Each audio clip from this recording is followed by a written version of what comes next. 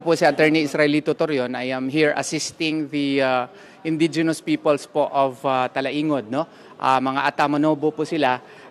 They are led by Dato Alan Kausing, Andigaw Agay, and Guting Dalyat Dausay, no? They are the leaders. Sila po ang mga leaders po ng mga indigenous peoples po ng Talaingod, Davao del Norte. They are anchoring their complaint on the provisions of Republic Act 6713 or Code of Conduct of Ethics of Government Officials, specifically the supposed commitment to public service, the high commitment to public service of these public officials such as congresspersons like Congresswoman Franz Castro. So, nagbiyahe po ang ating mga miyembro po ng indigenous peoples from Talaingod para po maparating dito sa House of Representatives na kinakailangan po na isuspinde at kailangan po tanggalin sa pwesto si Representative Franz Castro kasi nakikita naman namin at natin na convicted na siya sa Regional Trial Court and even if it is on appeal, no, before higher courts, but the administrative aspect of the crimes that she committed should be likewise under investigation, and if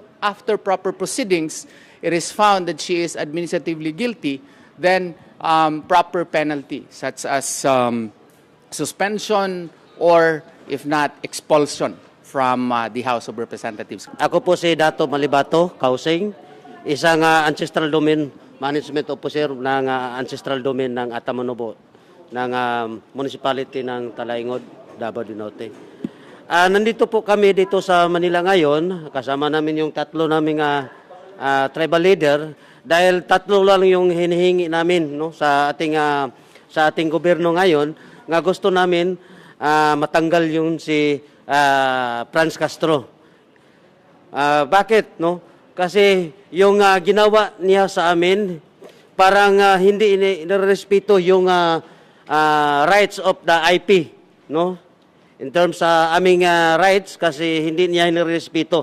Bakit hanggang ngayon nakapagsahod pa rin sa ng pira ng bayan na sa lahat, no? So ipangalawa, parang walang respeto ng yung tawag yung sa aming tribo, no? Parang walang respeto, bakit nandyan pa rin siya sa Kongreso. So pangatlo, yung pag-discrimination, walang respeto or ano po yung sabihin, yung hanggang ngayon patuloy pa rin yung pag-serbisyo ng ating bayan. So gusto namin na marinig yung sa aming hinaing na matanggalan siya, mapaalis congresswoman sa ating bansa. Or kasi parang iba talaga sa aming customary law, kasi parang wala nirerespeto yung law namin. So yun nga, pinag-deklara namin ng persona non grata sa aming tribo sa Atamanobo ng lungsod ng Talaingod. Pinadeklara namin ng persona non grata si Franz Castro. At kasi napakasakit sa amin, no, in behalf of Atamanobo ng bayan ng Talaingod, napakasakit sa amin. Convicted na siya sa pagdadala yung mga kabataan.